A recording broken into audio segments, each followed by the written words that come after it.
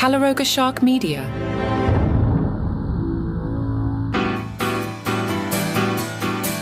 All right, folks, Journey Joe Mitchell back with a quickie.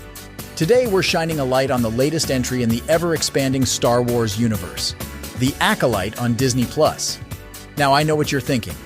Joe, another Star Wars show? Haven't we had enough of those lightsabers and space wizards?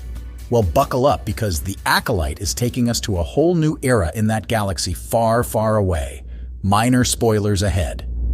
The Acolyte is set during the High Republic era, about a century before the events of the Phantom Menace.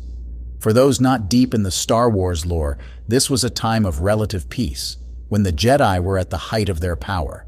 But as we all know, peace never lasts long in this universe. The story revolves around twin sisters Osha and Mae, both played by the talented Amandla Stenberg.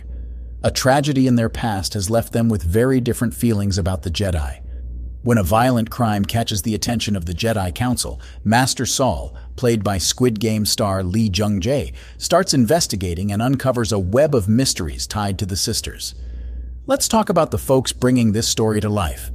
Amandla Stenberg pulls double duty as twins. Osha and Mae. Lee Jung-jae is a standout as Jedi Master Sol in his first English-speaking role. Carrie-Anne Moss, yes, Trinity from The Matrix, plays a mysterious figure named Indara. Episodes 1 and 2 are directed by showrunner and former Harvey Weinstein assistant Leslie Headland.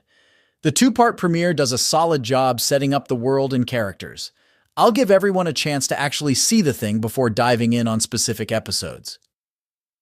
While The Acolyte has a lot of the familiar Star Wars trappings, it's nice to see it try some new things like leaning into crime procedural and murder mystery elements. I'm really digging how the show is interrogating the Jedi's role as galactic peacekeepers. It adds some nuance to the usual good guys versus bad guys dynamic. The performances are a cut above the usual fare for these Disney Plus Star Wars shows. Lee Jung-jae and Carrie-Anne Moss are particular standouts. Look, any new Star Wars property is bound to ruffle some feathers in the fandom.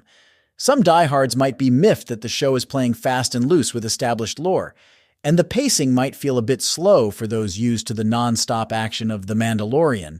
But honestly, I think the biggest risk for The Acolyte is falling into the same trap as other Star Wars shows by relying too much on nostalgia and callbacks. The High Republic setting gives it a chance to tell a fresh story, and I hope it takes full advantage of that. So, is The Acolyte a new hope for Star Wars on TV, or a phantom menace? Based on the first half of the season, I'm cautiously optimistic.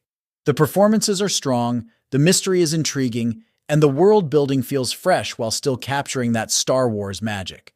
But the Force ghost of Star Wars past looms large, and the show's success will depend on how well it forges its own path in the back half of the season. Will it rise like a Skywalker, or fall like a Palpatine? Only time will tell. Until next time, this is Journey Joe Mitchell, signing off from the TV basement. May the Force be with you, always.